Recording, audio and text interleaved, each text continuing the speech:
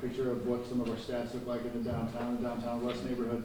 I understand with some of the recent events that there are many folks that are interested in some of the other issues that presented themselves downtown this weekend, and I know Chief Tracy and Secretary Gore are going to address some of those issues as well. So I would like to just kind of go over some of our raw numbers for downtown and downtown west, and I think going in our year-to-date numbers will give you a pretty accurate picture of what we're seeing downtown and in downtown west neighborhood. Just keep in mind that our number periods kind of end and start at certain times throughout the week, and so these numbers are from the period that ended on June 30th, and tomorrow our more current numbers would be out. So again, these numbers are through June 30th that I have today.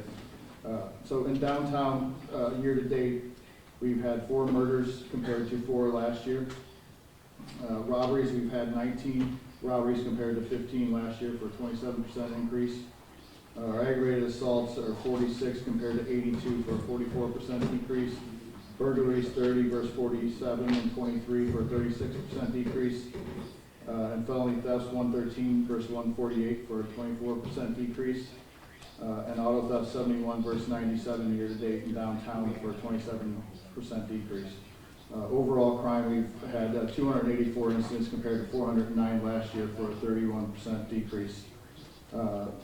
Shooting incidents, last year we had 11, this year we've had 11, and we had 15 last year for a 27% decrease, with a total of 18 victims this year compared to 20 last year. In the downtown west neighborhood this year we've had 5 murders compared to 2 in 23 for a 150% increase. We've had 13 robberies compared to 16 last year for a 19% decrease. Aggravated assaults in downtown west 46 compared to 43 last year for a 7% increase. Burglaries 22 versus 21 last year for a 5% increase. Felony thefts 97 versus 151 for a 36% decrease. And auto theft 69 versus 112 for a 38% decrease. Overall crime, we got 258 incidents this year compared to 348 last year for a 26% decrease. Our shooting incidents this year have been 13 versus 8 last year for a 63% increase. And shooting victims 16 versus 21 for a 24% decrease. Again, these numbers are through June 30th, and some new numbers will come out tomorrow that we will be discussing in our weekly ComStat, which I also have the pleasure of presenting in this week after the 4th of July. Also, real quickly, and the chief may go into this a little bit during his presentation or discussion, but the department has rolled out a new website, and so I encourage everyone to take a look at that. A lot of these numbers that we present, or these numbers exactly, are on the website for you to look at for yourselves, and you can also search by neighborhood and your own block and all of that. And so it's really something that is beneficial for you all to get an accurate picture of what things look like in real time for yourself. So I encourage you all to check out our website and be able to get that information as you desire. That's all I really had as far as the numbers are concerned. I know we want to get to our guests that we have tonight, so if anybody doesn't have any questions specifically for me, I think we can turn it over to the next guest. Anybody have any questions for the captain? Any immediate questions? Could you define what an incident is, like a shooting incident? If one person is shot versus 5, is that one incident or is that 5? If we have 5 victims, then it would be, it's one incident, but we have 5 victims, so that's how we get delineated as far as our victims are concerned. So we may have one incident that has 5 victims. It's not 5 separate incidents, if that makes sense. But all those numbers are calculated, so we don't just go by incidents. That's 5 aggravated assaults. So it is in there, and I know somewhere it's been said that we don't count each shooting victim, but that's just untrue. In our numbers through NIBRS and also through the ComStat, we count each and every victim. We call it an incident, but then you see how many victims from each incident. So one incident could be one person, one incident could be 4. But you count the total amount of victims so everybody can see how many people have been shot. We want to make sure that we're very clear with everyone so you know the exact numbers that are happening in our city.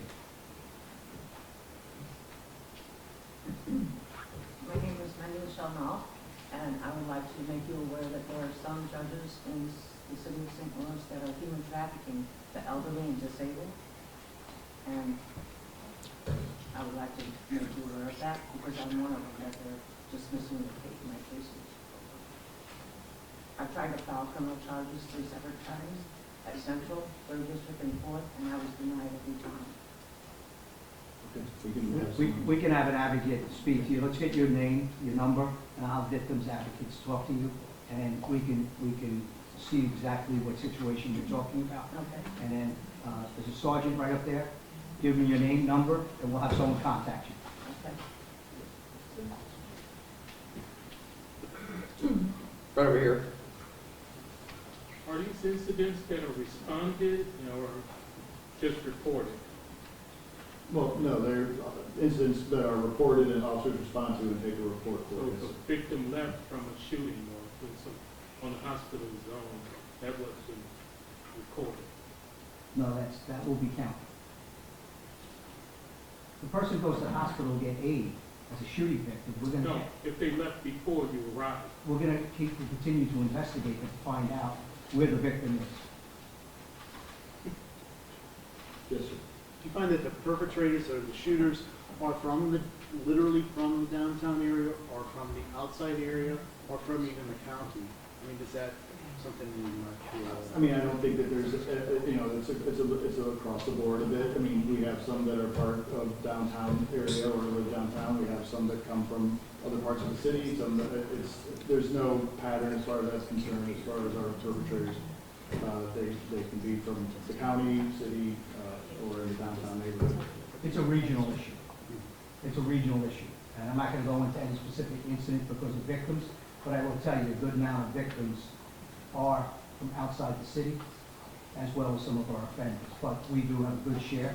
But Illinois or the county, we have a regional issue, especially when it comes to gun violence and people settling disputes by firearms, not just in the city. Are you allowed to comment on anything or just a procedure? Because my comment, being a veteran, living in St. Louis downtown for 10 years, living in St. Louis for 75 years, when are we going to come to a solution? I'm tired of hearing about the death counts. We know that. What are you going to do? I done went through 5 police chiefs in my lifetime, and all y'all done was talk about stopping crime. The National Guard will help y'all because you need help. I always hear the report, the police are short help. They short help. National Guard don't cost these citizens a dime. Don't cost them a dime. I had to go to Vietnam and help that country and kill people. Now I'm trying to save people's lives, but y'all don't get it. You need help. The National Guard will come in here and keep them guys on these lots and wake them up and say, hey, police, you got to patrol. People are driving on red lights all night long. All right, sir. I can't find a police Sir, downtown. thank you. We got to keep our Get the comments, National please. Guard to help y'all with a solution. Stop some of these people from dying. Stop talking about they won't die, because they are. Because y'all ain't giving yourself some help. When I was in Vietnam, the Marines helped us when we got shot. The Navy came in. What's y'all problem with the National Guard? You scared to get some help? So, sir, thank you. We have a full house tonight and we have a full agenda, so we need to keep our I ain't heard questions to nobody 30. answer my 30 question. seconds. Thank you. What's wrong with getting some help? We will allow the captain to answer the question. Go ahead.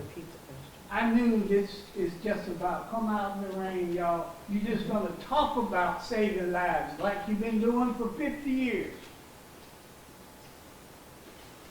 Police, Western police is stronger than what we got down here protecting us. Because you can't find them at night. Come out at night, people. They ain't nowhere to be found Sir, can you be downtown. respectful of the rest of the meeting? Thank you. Sit up in there and waste your time, because that's all they're gonna do. Talk about saving lives. They got a ratio on how many people die. Big deal. What's the damn solution? Stop the people from dying. How do you do that? So Captain, if you want to just kind of summarize that question real Yeah, quick. I mean, there's a lot to. There's a lot to say. Listen, to bring a National Guard in, that's only been done when we had some of the civil unrest that was happening several years ago. To bring in the National Guard, how many people's civil liberties, they don't have the power of arrest. And then we should be doing things with the community. We should be doing things, working with the community, the criminal justice system, but you don't want to militarize your communities. You do not want to bring in army and people coming in and doing that. We've had some success in the last year and a half. We helped reduce homicides to 10-year lows. And right now we're on the pace, and I know the gentleman doesn't want to hear statistics, but when they're up, everybody talks about the statistics being up, right? But actually we're trending in the right direction. Do we have a lot more work to do? Absolutely. And we're trying to find solutions in here. But it's not just about the police. This is about everyone coming together collectively to try to figure this out. And a lot of people are doing a lot of work that I think we can come to those solutions. But it takes time. We're coming out of a pandemic. We're coming out of disruptions. We're coming out of an education where there's not a lot of things and a lot of kids are struggling with education. We're looking at some juveniles that are doing some bad behavior, I would say. And then we have people not being held accountable for the crimes that they're committing. When I walked into this place, there was 6,700 cases that were taken under advisement. So the police officers were arresting the same person over and over and over again. But now, we're actually getting into the warrant office. We're seeing an assistant circuit attorney, and charges are being charged on each individual. But that was a short time ago when it wasn't being done. There's a gentleman you're going to hear from tonight, that had to build up an office where now he's charging all the individuals. We're getting to the trials, we're getting to the indictments, and the officers don't have to rearrest the same person over and over and over again. And there'd be court-ordered solutions, there's diversion programs to put in place. I don't want to steal the circuit attorney's thunder, but that all matters following what the police do. And we have to give that a chance. And we were down to 10-year lows in homicides, and actually we're trending lower than last year, but way too many. Still way too many. And we're going to continue to go after that. We're never going to surrender. We might be down with police officers. So is every police department in the United States. It's rare that a police department's not down with personnel. But we're starting to come back up. We're starting to make sure that we're getting people into the academy. Are we losing to attrition? Not as much as we used to be. But we can't surrender, and we're not surrendering to the National Guard coming into a city. That's in extreme cases, and it was used in several cities a few years ago. But we're going to figure this out together. We're going to continue to work as a police department. We're going to make sure that with the officers that we do have, they're doing a tremendous job, and I want to thank them for staying and continuing this profession, and the ones that keep coming in. But I think that's where we got to be. So that's my answer to the National Guard. Thank you. Any other questions for the captain? Immediate I have questions? one. Go ahead. You had your hand I had a follow-up to that gentleman's question. I was a combat veteran from a different war, but what about, you mentioned people's liberties, people crossing the street, getting run over. I gotta jump back up on the curb, I hear gunfire, unanswered blocks from the police stationary, gunfire going on for a while.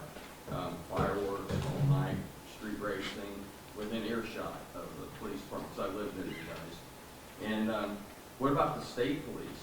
What about getting them? Other communities, I've seen that done in other states, where they can come in and help and just do some traffic enforcement. Just protect the city's rights of way. The city just cedes its rights of way to criminals and violators. And it's just, I know it's not violent crime, but it's dangerous and destructive.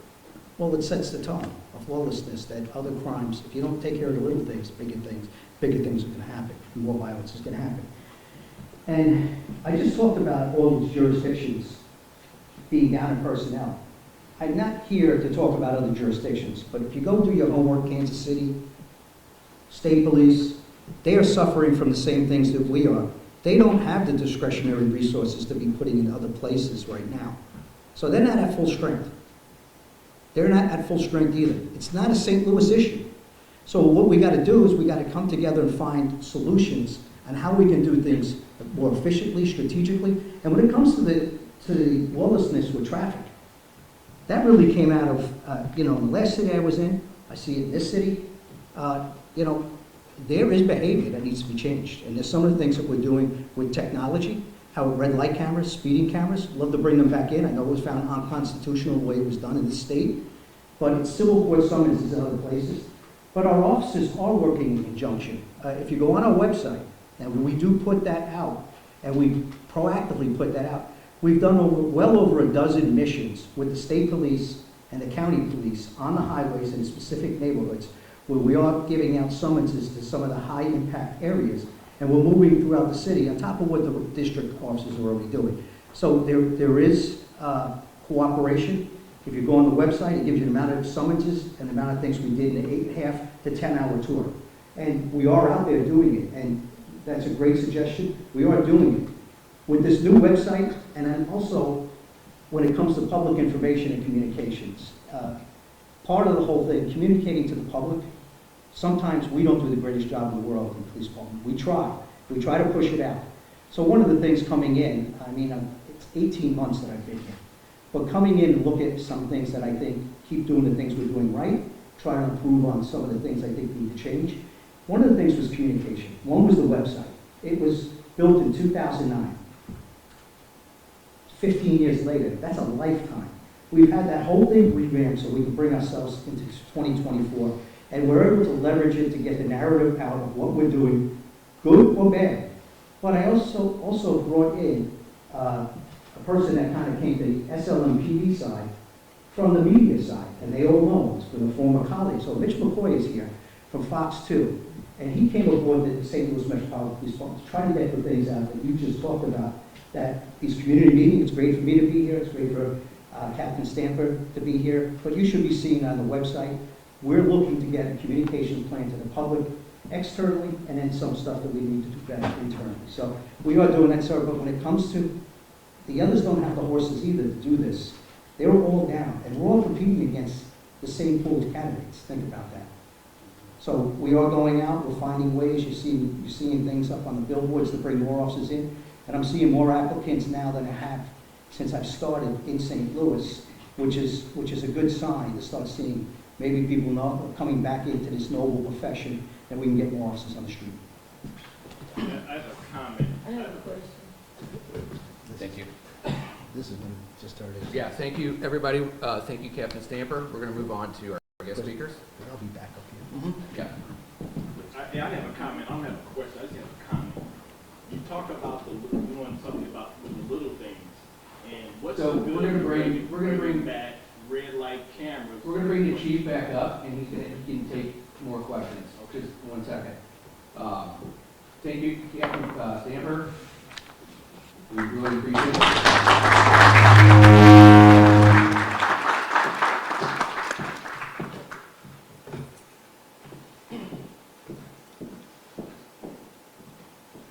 All right, moving on to the next part of our agenda, obviously, which is our guest speakers.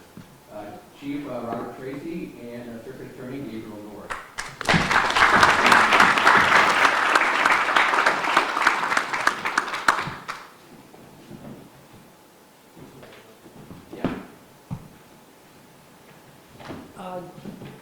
Good evening. It's a pleasure to be here with you all. I'll go first here and give an update on what we're working on at the Circuit Attorney's Office. I've now been in the Circuit Attorney's Office for a little over a year. I was appointed in May of 2023. First of all, since I'm here with Chief Tracy, I'll talk about the relationship that we have with the St. Louis Metropolitan Police Department. It's a very strong working relationship. I said from the day I was appointed that when you don't have a relationship between the police department and the Circuit Attorney's Office that is built on trust, mutual respect, and collaboration, the biggest victims of that are the citizens of the city of St. Louis. So Chief Tracy and I have worked hard from day one that I was appointed to build that relationship.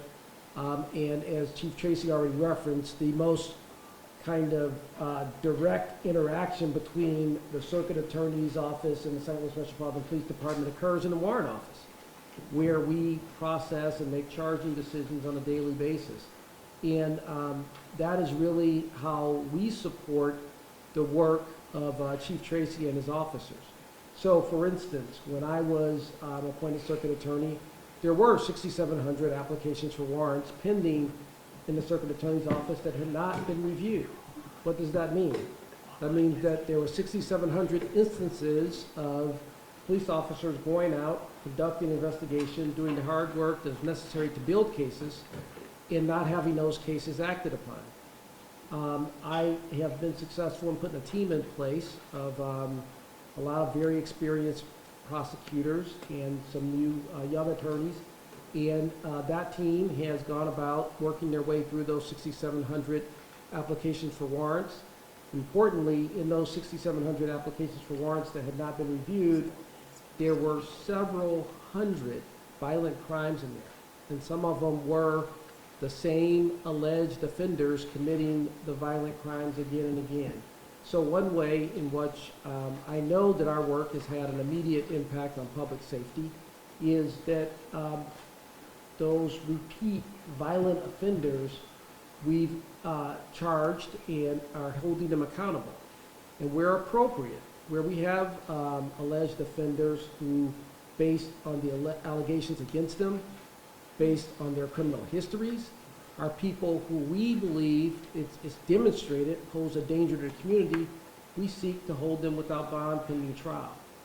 And we're able to do that because we are processing cases faster and we're getting people their day in court faster, so you don't run into the constitutional issues when you have somebody who's detained pending trial. So that's kind of the area where we directly intersect with the St. Louis Metropolitan Police Department. It's been a strong relationship, and we will continue to support their work. One thing I've heard repeatedly is that, you know, the officers who are on the job, who are out there every day working to serve the citizens of St. Louis, the one thing they've really appreciated is that they now know that their work will have an impact, that when they apply for warrants and bring cases to our office, they will be acted upon. So we will continue to do that work. Just real briefly, the other things that my office is focused on. We continue to build towards operational effectiveness. I tell people that at this point, you know, when I came on board a year ago, we had 22 trial attorneys. That was down from a staff of about 60. We're facing twice as many cases as historically the office faces, so we're understaffed and we have twice as many cases as typical. So we've got a long way to go, a lot of work to do to get back to operational effectiveness. Our goal is then to build towards operational excellence. That's going to take time. And like Chief Tracy said, to see the impact of our work long term is going to take us maintaining that operational effectiveness and having our program in place for an extended period of time, and you'll start to see more and more of the effects over time. So I know you guys are eager to hear from Chief Tracy. So with that, I will turn it over to Chief Tracy. Thank you, Circuit Attorney. Good evening, everyone.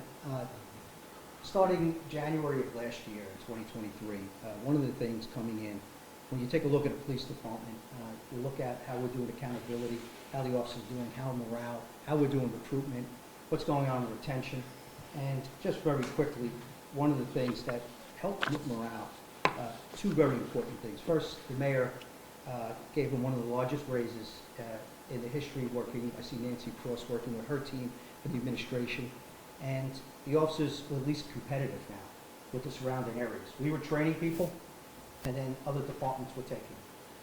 So we were training them. I'm happy to say 24 officers that had left our organization have come back. I've swore them back in.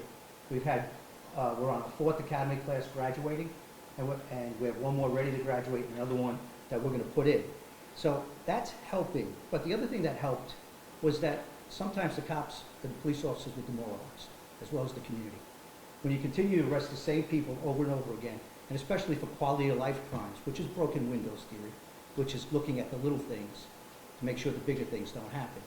And when you look at that, at some of the things when you look at the CompStat report, these officers were making these arrests time and time again, the same individuals. And they were taken under consideration. Well, now they're going through the officers, circuit attorney. I have actually told the circuit attorney, you don't realize, or maybe he does realize, but the amount that has helped these officers feel fulfilled in actually going out and do their job. And even when it gets up to a point where they're taking a deadly weapon off an individual, at least they know that that person's going to be charged with that, but at least going out and risking and doing everything they're doing for the community, make sure that at least it's going to be looked at very carefully and fairly.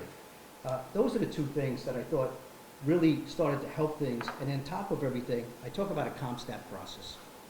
It's business management principles applied to police work, infused with letting the community know, getting these things up online, these reports, and then in the future of the website is we're going to be putting up crime view mapping, where you can look in your neighborhood in real time, what's going on and what block, you can geofence the area, and you can bring the type of crime.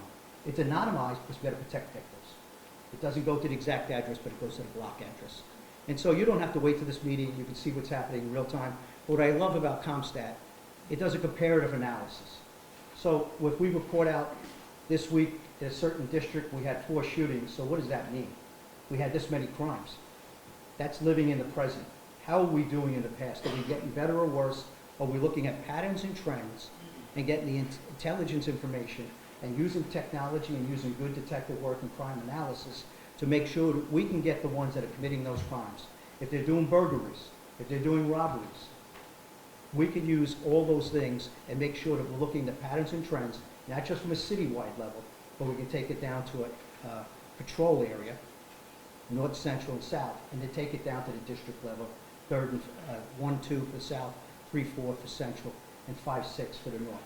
And then when you take a look at the little things, our biggest reduction, when you take a look at the downtown neighborhood, we're getting some of the biggest reductions in downtown, where we're down 31% in crimes. Most of that's coming from the quality of life crimes. Quality of life crimes. And then also 51% from where we were 2 years ago. And downtown west is 26 this year versus 40. We're looking at the little things as well. When it comes to traffic enforcement, sir, that's a big thing on me, because I really believe we have to get back into that. We have to make sure that we're getting back in it, and if we can get that technology there, that could start limiting the amount of people that do not want to get that ticket, so it's less people going through and it's more manageable for us to continue to enforce. I'm with you, and I'm with you on all those things, and we're trying to do a lot of these things as we're building our force back up and learning the strategy. So these are the type of things that when you go in, you look at these things, and one of the things when I came into the St. Louis Metropolitan Police Department, other places we had to stand up an Office of Violence Prevention, youth services, the social services, and other departments. I came into a department that already has those things.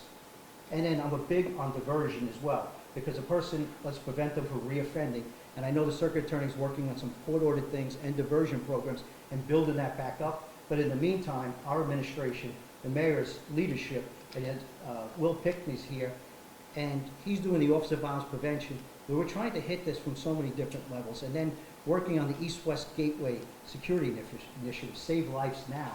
We know this is a regional issue. We know this is going back and forth. People could be in the city, they could be in the county. They're all interconnected. And when they're doing the type of violence, we're all trying to work together on focused deterrence, which is from National Network of Safe Communities, David Kennedy's work, from John Jay College of Criminal Justice. When you do these things, and it's done right, and you work on the individuals with the highest propensity for violence, to try to get them out of crime.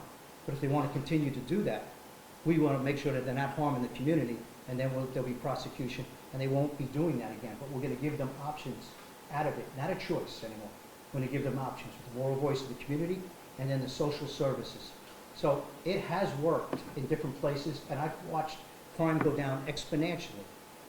In the city of Chicago, when we were doing these type of things, you wouldn't know it now. I left in 2015. I'm not responsible for everything after that. Chicago was at its lowest murder and shooting rate in 50 years because we were doing some of the things that we're talking about today. But not by the police alone. A holistic approach using everyone, and most of all, being transparent with the community, making sure that we can hear things we don't like, but we have to listen to make sure that we're working together.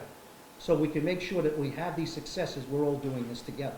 When we do that, we start to see things go down. Chicago abandoned that in 2016, and then they haven't recovered. The last place I walked into was called Murdertown, USA.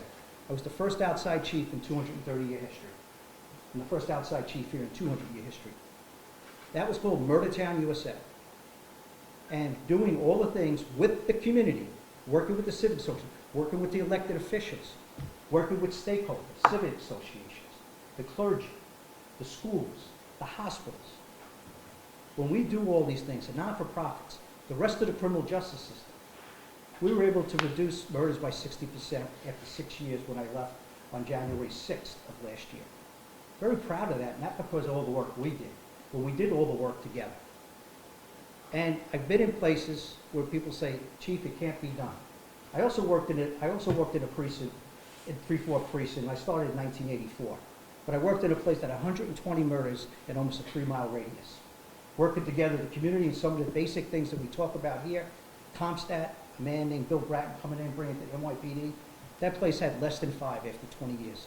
And the city of New York went from 2,245 murders to less than 300 3 years ago. That happened, and it can happen. And I know it can happen. We got to all pull together. We got to make sure that we're trying to work together on these things. And we're working, and the community's better for it. The kids are safer from it. The adults, by the time they get up into the ages where they become adults, we'll work with them. But if you don't want to work with us, you're not going to cause harm to the community. And here's the last thing I want to leave you with. It's less than 0.5% that's committing the majority of the violent crime. They are committing the violent, and we know who they are. That's a very small percentage. So when you look at communities that might be challenged, we know dangerous communities. We have a small percentage of dangerous people in there that we need to address to help correct behavior. If not, get them the help that they need. And if they don't want to take that, we can't allow them to continue to do that. One more thing. Sorry, I said I was going to leave. In the state of Missouri, it's the first time I've come to a place where it's not prohibited for juveniles to carry firearms. That's incredible for me to see. We do have an ordinance now that's a summons to a municipal court that we can stop anyone. Listen, juveniles you have to get a concealed carry permit in the city of St. Louis now to be able to carry. Well, you can't get that if you're not 19. And if you're an adult, we're allowed to approach you as a commissioned police officer and ask you by state law, do you have a concealed carry permit if you're carrying in our city? Gives us another tool to do that. That came in last year. It was put in through the Board of Alders, signed by the mayor. And we're using that now. We're hitting that with an additional charge. And when I talked about, this weekend, when we did make arrests, we arrested 19 juveniles. 4 of them were carrying firearms downtown. But we made 37 arrests with 21 guns just in downtown in the last 3 or 4 days. And then the adults, there were some convicted felons, which they're not supposed to be carrying, that the circuit attorney will be dealing with. And there was some that also had automatic switches on their firearms, not only going to the circuit attorney, but we're also going to ask the U.S. attorney to adopt those cases to make sure they can go federally, so they're not running around our city with automatic weapons. So with that, I think I'll leave it with that. All right. Thank you. Thank you, Chief. Thank you, Chief Tracy, and thank you, Circuit Attorney Gore. We will open it up for questions. I have a comment. If anybody has any questions, we're going to utilize the microphone stand down there. So please line up and ask your questions in front of the. Please line up and ask your questions in front of the microphone stand. We will go in order, and please keep your. Please be mindful. We do have a lot of questions in the chat, and we have a lot of people in person that are going to want to ask questions. So, working. Yep. All right. Hi, my name is Adam Long, I'm a lifelong resident of the city, worked 34 years for the St. Louis Fire Department. You talk about bringing this technology back with these red light cameras. That's like putting a Band-Aid on a mortal wound, because those of us that are law-abiding citizens aren't out here running red lights. It's the cars with no tags and 3 and 4-year-old temp tags that are running the red lights, the hit and run. So what good is a red light camera gonna do when you can't even trace it back to the owner?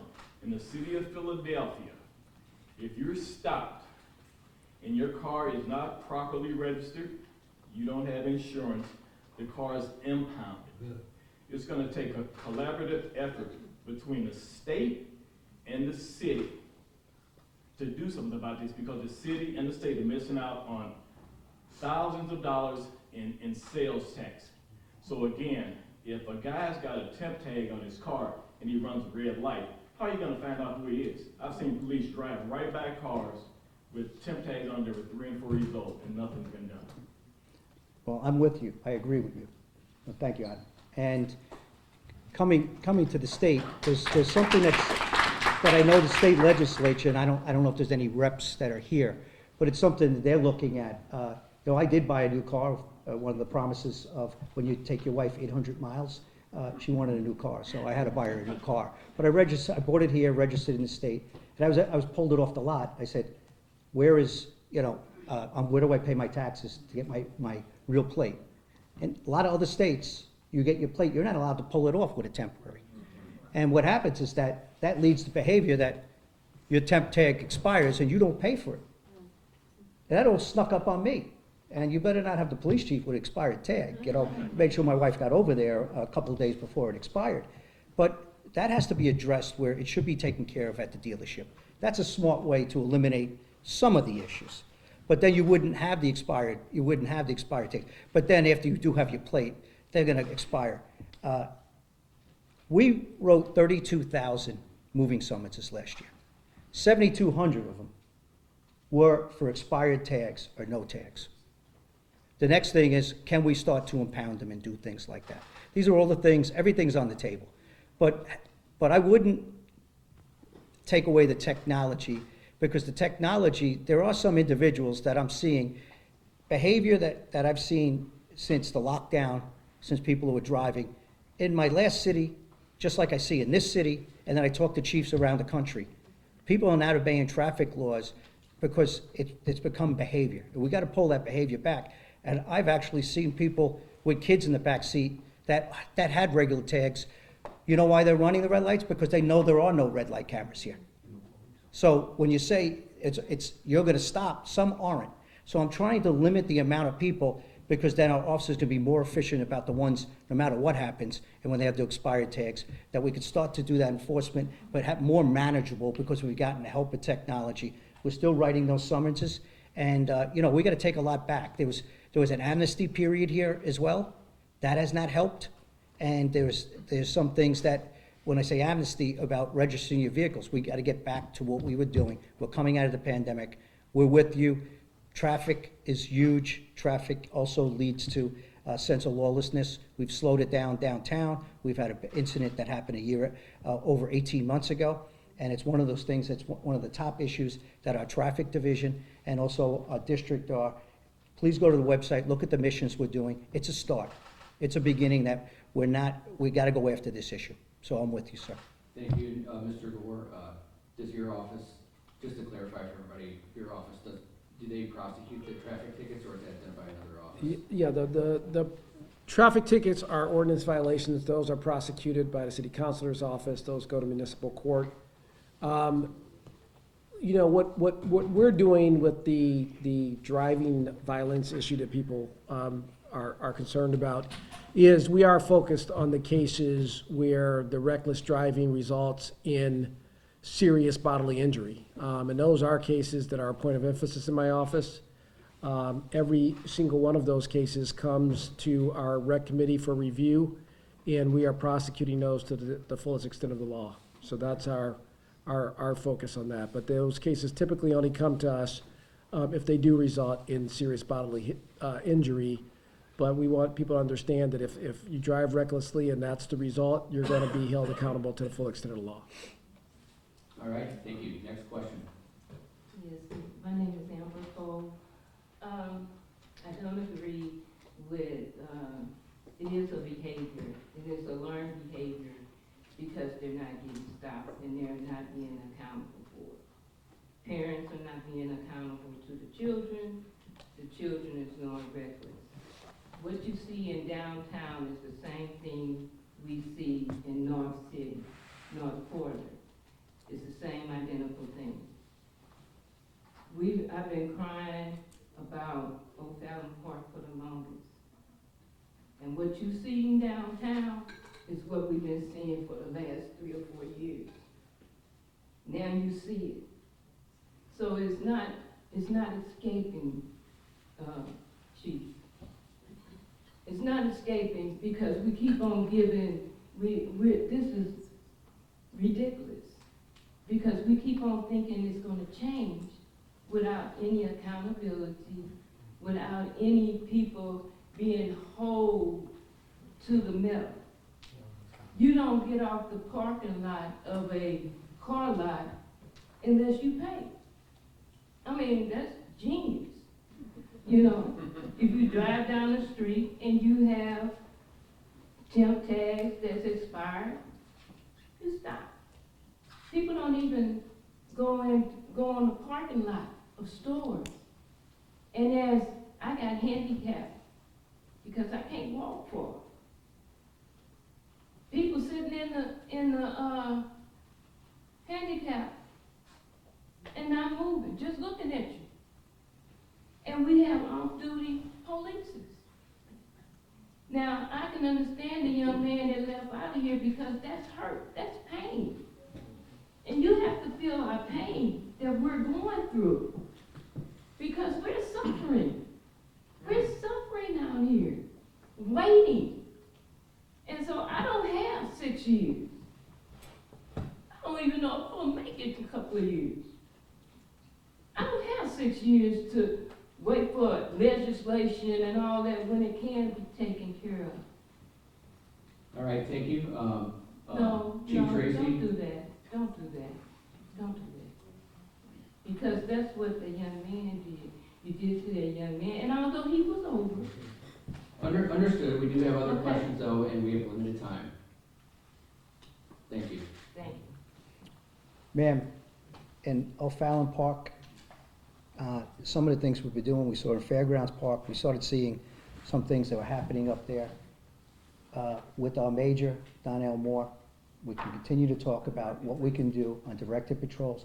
I will tell you, that place, the districts up there, we are summoning more than any other district in the city, trying to take some of that back. So we are summoning up there. He does have a traffic person. We can sit down and talk about it. We see each other in the north part of the city at many community meetings, so we'll continue to work on it. Thank you. Thank you. Arnold Stricker, Printer's Loss. I appreciate what she said because it's not just a downtown situation, it is a North City situation. But my question relates to this, is what's your decision-making process to determine priorities?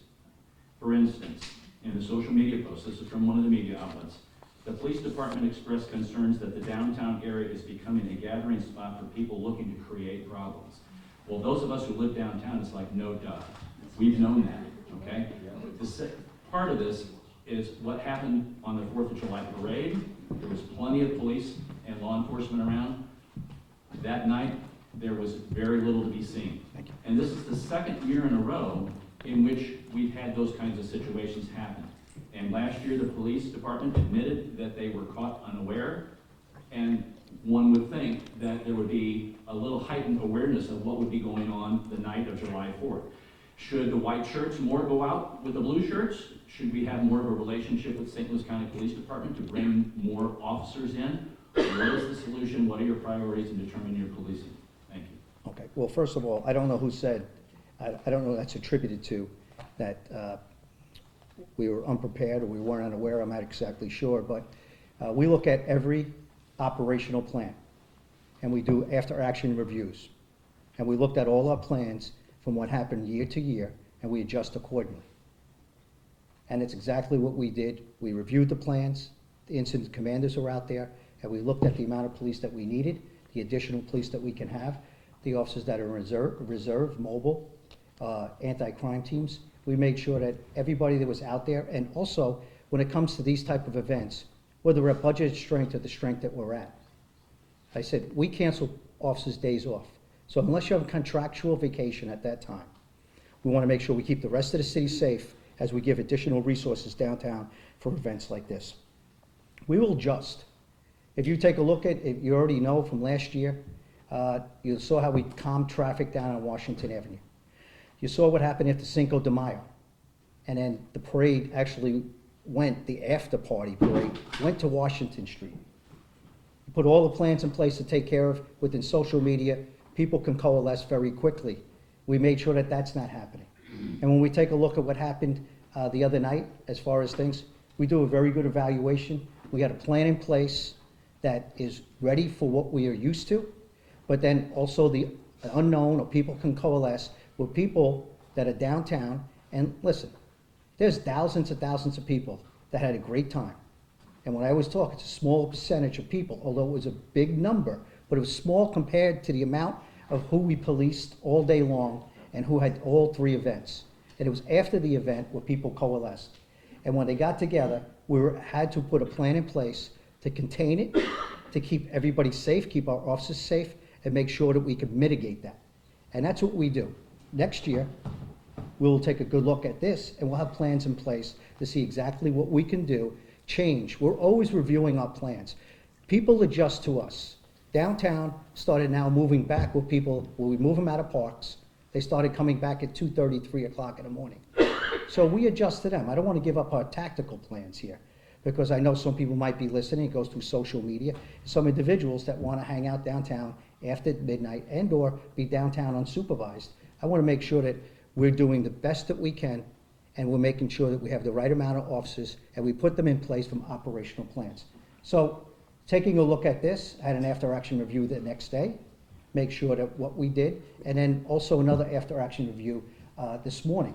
And so we'll be prepared for what happened that night when people coalesced together, what we can do different to prepare ourselves. But we've prepared for what we saw in the years past, but we also had to bring people together to contain it and to make sure we mitigate it before the night was over, or before morning came.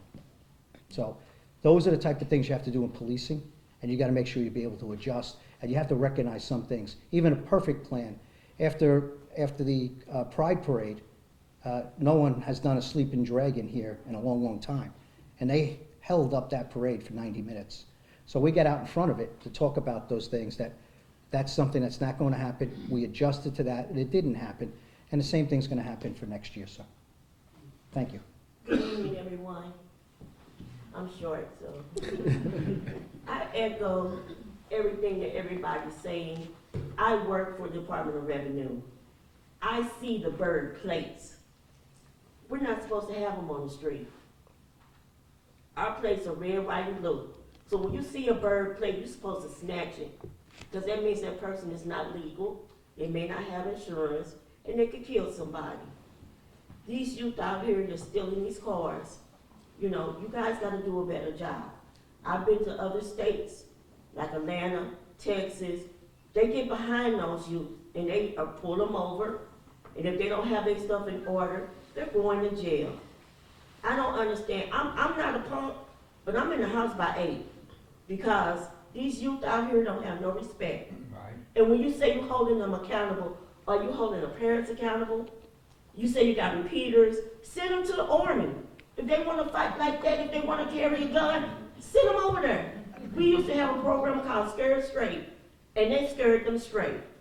So maybe they need to go over there to the military and fight with the guns, since they want to total like that. If they're repeaters, send them over there. Since you keep putting them out there, they keep doing the same thing. You know, We can only arrest them, and then the rest of the criminal justice system has to make some of the decisions you just talked about. I hope they do, because I see the place with the tape, they can snatch somebody's sticker and put it up there, and I guess because I work. Now, I just gave you a tip. There should be no bird plates on the street, period. Those are gone. We into some new plates now. That's a tip you should know about anyway. Okay? So if you get behind a bird plate, they need to come out. Because in the county, they bring us boxes of plates. They've been snatched. You know, I just feel so unsafe right now. And I see you down here. I'm in North City. What are you guys going to do over there? What are you going to do over there? Because I'm afraid. And on my street, there's a bunch of elderlies, and we all try to look out for them. But the police presence is not strong. And I know the pandemic, a lot of jobs are gone, but we used to have sub-police stations. They used to be there. They used to drive up and down the street. You know, they had no issues with stopping. I mean, I'm literally afraid for my mom. All right, thank you, ma'am. So, thank you for your question. I'd like to turn well, let him answer my question. I will turn it over to the chief. Okay, stop talking then. Come on, sir. Answer my question, please. We're taking a Help look, us. we're taking a look at everything. We're making sure, ma'am, I'm sitting okay, down. okay, very good. I'm listening. Okay, I hear you.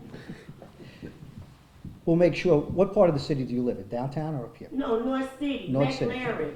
Okay, Right over there off of Riverview with all this stuff that's Mhm. going on. all right. Okay, and Don Elmore, I just talked about the major that's up in the area. Do you go to any of the community meetings? I try to, but I work too. Okay, all right, so if I get your number, some of the things that are specific to your area, that sergeant that I already sent someone earlier, right up there, he's up in the blue shirt. If you can give me your name, your number and everything, I'll have the major and I'll have the commander talk to you about some of the certain conditions in your area that we can see if we can work on together to alleviate or improve. Okay. Thank you, thank you very much, Thank ma'am. you for answering me Thank and giving me my respect. No, Thank you. I do respect you, ma'am. Thank you. Hello. Hello, Chief Tracy and Circuit Attorney Gore, and thank you to Downtown for hosting this forum. My name is Marty Joe Murray, and the question that I have, don't even get me started on the legislature and how the laws that they're passing are enabling some of the behaviors we see. But you mentioned a lot about that holistic approach, and I would like to know what specifically is your ask to the community to help partner to bring down the crime that we're seeing. Because when we look at the events over the weekend, with all those kids being out there, the one question that comes to my mind is, where are the parents in all of this? So like, what can we do as a community to come together to stop some of that? That's a great question. And some of the things that we've been trying to do, this isn't new, where we have, well, first we have young adults coming in later at night, and that's why we've had some of those incidents, but we do have a lot of kids that are unsupervised, either taking Ubers, getting downtown, or even parents dropping them off. And they'll drop them off at Keno Plaza. And so we have some of our ambassadors from the youth services and Office of Violence Prevention, where we're trying to have conversations with these parents. Listen, they shouldn't be down here. What time are you picking them up? Do you understand when you're leaving individuals down? And that's why I also talked about if we're picking them up, and a lot of times they're doing something, they're air guns or they have a firearm, they're not supposed to have it. When we get to the juvenile detention center, I'm asking to make sure that they get held a little longer, that we can get some of the social services and make sure the guardian's in there. But what we can do is to make sure that we want to get the message out. And I remember the old message used to go out, do you know where your children are? It's 10 o'clock at night. And then the last thing is like a nuclear plan. Do you hold the parents, how do you hold the parents accountable that their kids are downtown? And do you charge the parents when crimes are committed? So those are some of the things that's always discussed. But that's something that has to also come from the appetite from the community and everybody collectively doing this. Some of the things that we do, we want to make sure that we're doing it with the community. We want to make sure that we're talking with the community about this, because there might be some that don't feel the same way that some people clapped here. So we as in policing and some of these things, juvenile detention, how we look at these things, some of these families have some issues, and the structure in those families. So I also want to get help to those families, and that's where I think social services has to come in. I think it was the Office of Violence Prevention comes in. I think that's where we really sit to have that conversation. But where do we capture them? If we're going to release them right back on the street, back out, they're going to come right back out again. And that's why I talk about, and this is the circuit attorney, when you're talking about juveniles. Do you want to qualify it, or do you want me to qualify it? So when it comes to juveniles, the circuit attorney's office is not responsible for the juveniles, and unless they're charged as an adult. And that really, it takes something very horrific for that to happen. So I think working together, get to families that need help. I think we got to work with the education system to find out those kids that have red flags, to make sure, can they get them the help in the schools? And, I think when I say holistic, I think the health care, they can see things that are happening. The schools can see, if we can get to them younger, and we can make sure we're doing those things. But I think, this is an issue that we are part of trying to solve it. But when it comes to juveniles, it's very difficult with the police, because there's really that much penalty on a juvenile. I think some things have to be held more accountable, detain them, and make sure we find out what's going on. It's called catch centers, and I've seen that in other cities. Have them clean up the streets and fix the streets when they get caught like that. Put them to work. I can only try to keep them from doing wrong, and if we do arrest them, that decision of the penalty is made judicial branch, juveniles. I think we have to have more of the criminal justice system that's talking at these meetings. You got the circuit attorney, you got the police chief here, but there's probation, there's parole, there's juveniles, and there's also the judicial branch. And I think if you really want to have a full conversation about some of the questions you're asking, I think they're better suited to answer. I don't want to speak for them why they're doing or not doing something. Nor do I want them to do that for me. I'd like to be the person, be the spokesperson. Chief, you're giving me ideas. I'm sorry. You know what? I know you'll follow up on them, sir. Yes, Thank sir. you. We'll do a few more questions, and then we do have something to chat that we will summarize as well. Next question, go ahead. Good evening. My name is John Callahan. I live down on 9th in Washington, and I work down at the John Cochran Veterans Hospital. So I'm traveling back and forth through the downtown corridor every day, twice a day. But before I get into that, I wanted to say, you mentioned the gay pride parade, where the blockade was. I happened to be standing right where it occurred. And there was one officer, his name was Timmons, standing there perfectly attentive, stoic, with all that gear on in the sun for all that time, as were many other police. They handled it extremely well. They were very professional. That whole thing could have blown up into a horrible, volatile event, it did not. And I just wanted to say that I was very impressed how the police handled themselves during that event. So And there were thousands and thousands of people at that parade. So thank you very much. And thank you for recognizing the officers, because a lot of times we're talking about, we get a lot of things right, and then sometimes we have to work on some things. But we got to remember, they're real people. They have real families. They have, and they're all doing a job. What? I'm sorry. they all wanted to be on vacation that day. And they all wanted to be on vacation, not just on the Pride, but they also for July 4th with their families. And we canceled their days off. So they're out there, and they're doing a tremendous job. And thank you for recognizing the ones. We always talk about the ones that they're leaving the profession, they're going to other police departments. So I just want to celebrate the ones that stay and the ones that are coming on. And So you that's just. what I was going to bring up. Go ahead, I sir, travel but thank you. downtown corridor a lot. And I understand police are here to enforce, and the attorneys here, you issue warrants. I don't know how this all fits together, but I don't know where the city is. You talk about arresting people that run red lights. Arrest me right now, because I run a red light probably every day. I sit there at the red light, and I'm an obstacle. After 5 or 6 people go around me, I'm going to be rear-ended, and finally I just go through the light. And so the 9 people behind me. The city lights are not timed well. They don't have traffic flow in mind. The side things are broken off. They don't work, it doesn't work, and that is a major problem with traffic through downtown corridor and other places. I've seen it in other places in St. Louis. But the investment in the traffic lights and things, I don't see it there. And Can I answer that real quick? Sure. So, on that, it's one of the things I see, the sequence or the frequency of the change of lights is very, very long here. It doesn't change. And I've asked our traffic department to work with the state. I don't see the motion sensor. Yeah, work with the state, and they've been having conversations because they are very long here.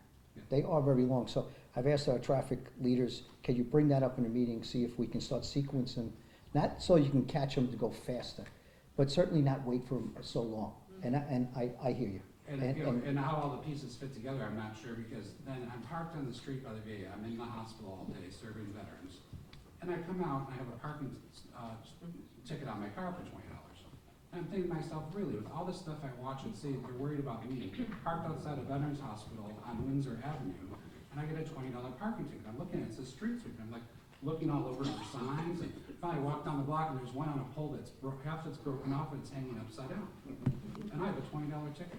I am a lawbreaker. It's crazy that even as a good citizen trying to help others and abide by the laws, I'm either an obstacle in traffic or I'm parking illegally because the signs are bad. But I feel like, where's the priorities of the city to enforce the right things and not the wrong things and fix the streets? I laugh at the street sweepers. What do they do? Sweep up the chunks of the street because they're so bad. It's all coming apart. So I don't know where the city is in all this, but I think a lot of these problems, the city really needs to get involved so you can enforce the right things and you can issue the right warrants, because, I'm a lawbreaker in the city. I'm sorry I am, but I almost have to.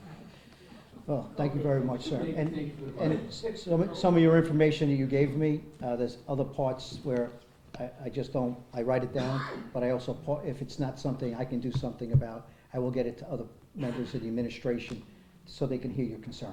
Thank you. All right, next question. Good evening, everyone. My name is Vivian Sahir Bailey. I'm the program manager of Show Me Peace, Violence Intervention Team, by way of the OVP in Mission St. Louis. You talked earlier about collaboration, and I believe that it's very important for us to do our job as violence interrupters. What we've experienced as of late, when we respond to an active scene, we're treated almost as if we're an impediment to the investigation. And we're not there to impede any police procedure. But we can get information, we can resolve retaliations, we can calm things down in a way that the police never could, because the community doesn't really have a strong trust in policing. We know that since Ferguson. So it allows us to go in as credible messengers, engage with the people, build relationships, and get on the preventative end of crime. See, we're not in the business of making deals. We're trying to prevent these young brothers and sisters from going to jail and from catching cases. And it kind of breaks my heart when I hear our people in this city think that the solution is to lock up our young folks. Lock them up. Get behind them. Chase them down. That ain't gonna fix the problem because they're not afraid of it. Maybe if you have a conversation, maybe if you provide some opportunities, we collectively provide some opportunities and training opportunities, because we know, those of us who are in the know that crime is associated with addiction and poverty and trauma. Thank you. So you got a collaboration of 3 different things that contribute to why people are breaking the law. People don't just wake up every day and want to commit crime. It's contributing factors to that. So we can't overlook all of those factors and say, well, we're going to hire more police, we're going to tighten up on the laws. These young people are not afraid of it. I'm telling you.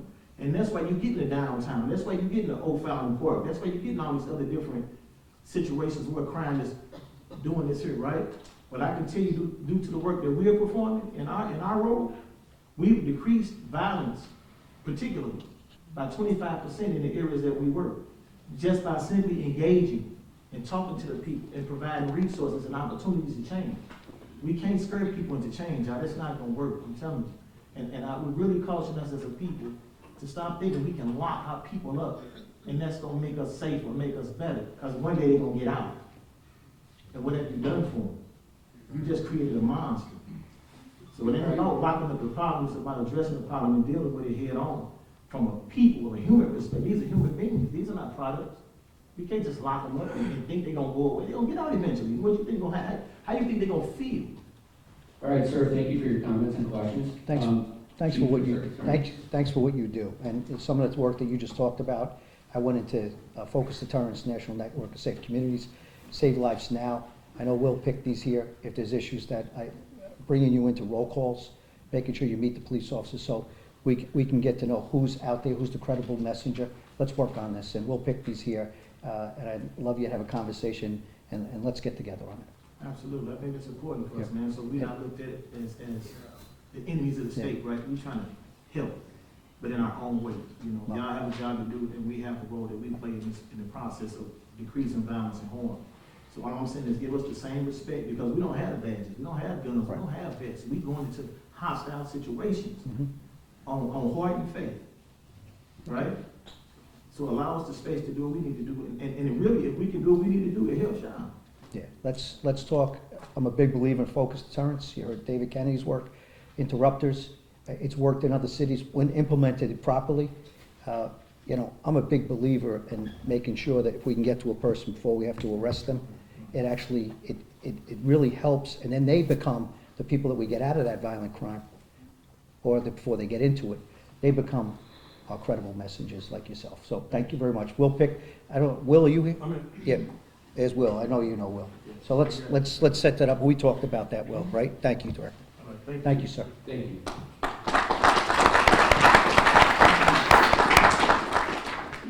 Good evening, everyone. My name is Alfred Montgomery. I'm candidate running for sheriff of the city of St. Louis. But that's not why I'm here today. First and foremost, Chief Tracy and Circuit Attorney Gore, I just want to thank you all for all that you all do. On the 4th of July, that night is totally unacceptable for a city that's moving forward.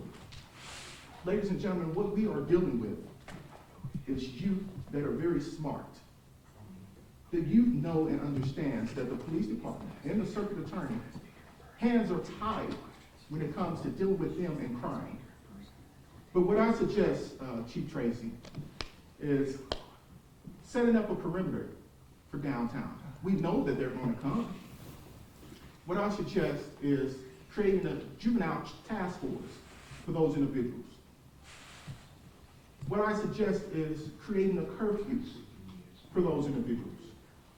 You set up a perimeter, you have a couple of vans, I'm sure the sheriff will be willing to help out with the vans.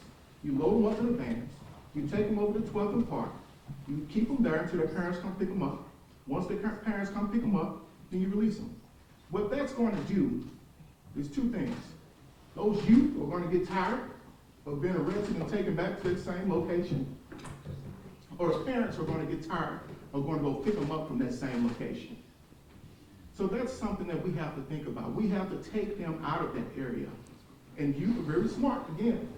So sooner or later, they will get that, hey, downtown is a trap. You know, we can't go down there because they're going to arrest us and take us over to the park, 12th and Park, and they're going to keep us there till our parents get there. A lot of times the parents do drop them off, but a lot of times the parents don't know where they are. I know this because I was once one of those youth who snuck out and hung out downtown. So Alfred, thank you. We do have to move on. We do have a couple more We'll questions. take that into consideration. Thank you. Thank you very much. So we do have a couple of questions in the chat.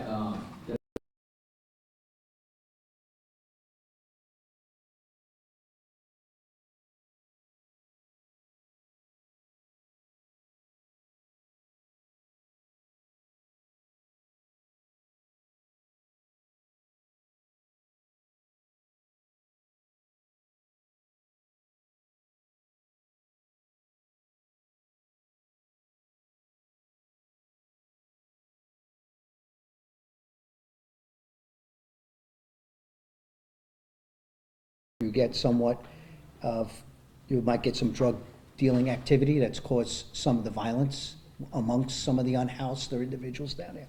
So what we did is, if you see the case where the two homeless right in front of the old municipal building, one shot the other one, and our officer had to take action to try to save the other man's life. Immediately we cleared that, we put fencing, and what we're finding is that even when you're putting up tents, now it's becoming we're finding out the tent is being used as a place to store narcotics and deal from. So we're going around and ensuring that the tents, we're removing them, not allowing them to happen.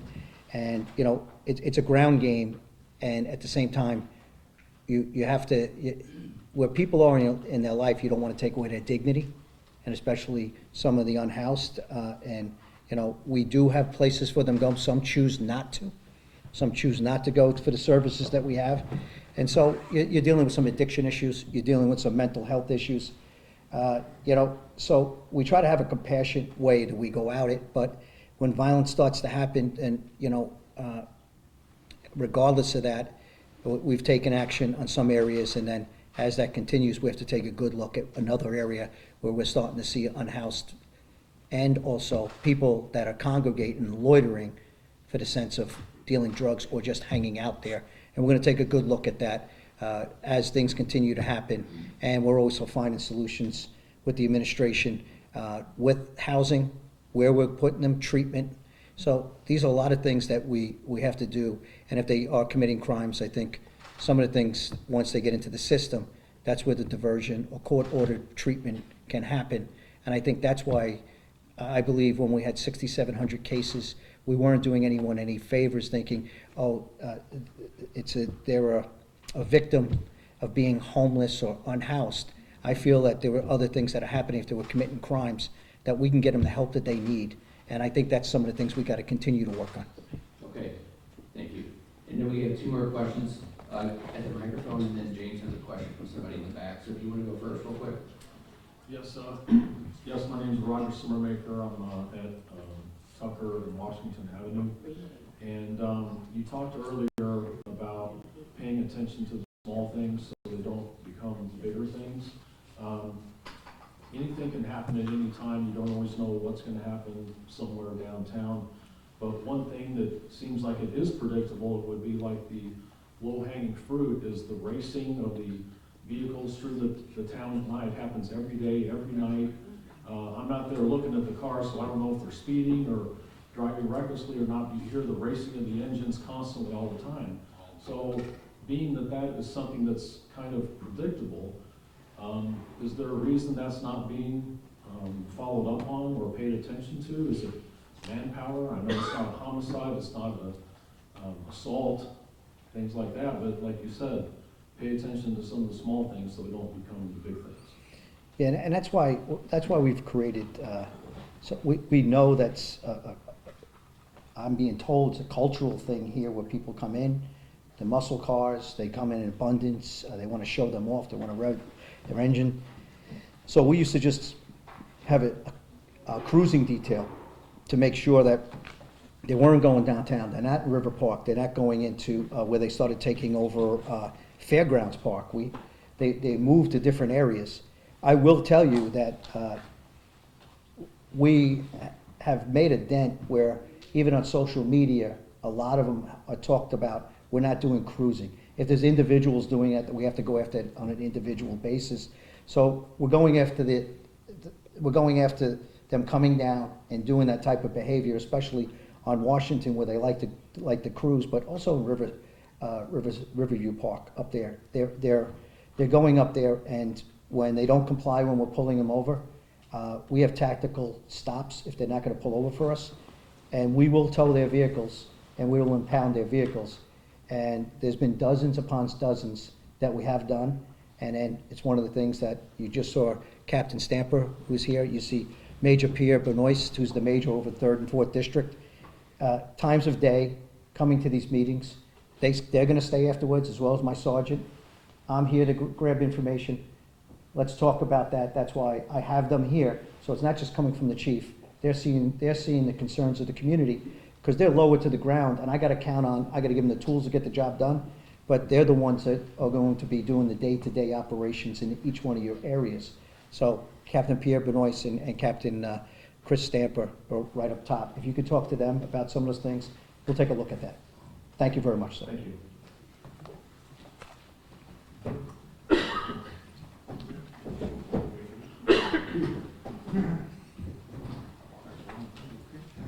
Yeah. Good evening, Chief Tracy and Circuit Attorney Gore. My question is about statistics. I heard a person elaborate that all the crime is pretty much in North St. Louis. And I just wanted to know about statistics, whether it's about race or is it about the area you live in, gentrification. I'll hit on the statistics. I would just say that, there are high crime areas, of different demographic makeups. So it's definitely not an issue of race. But I do think a lot of it is you're not going to see, in your economically disadvantaged neighborhoods, you do see more violent crime. That's something that's pretty consistent. And we do have, areas in the city where we consistently see the highest levels of violent crime. But those areas are situated north side, south side. So.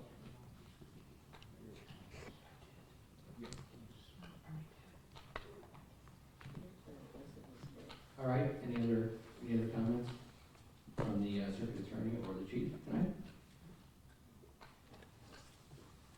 All right, thank you. Thank you. We appreciate you guys.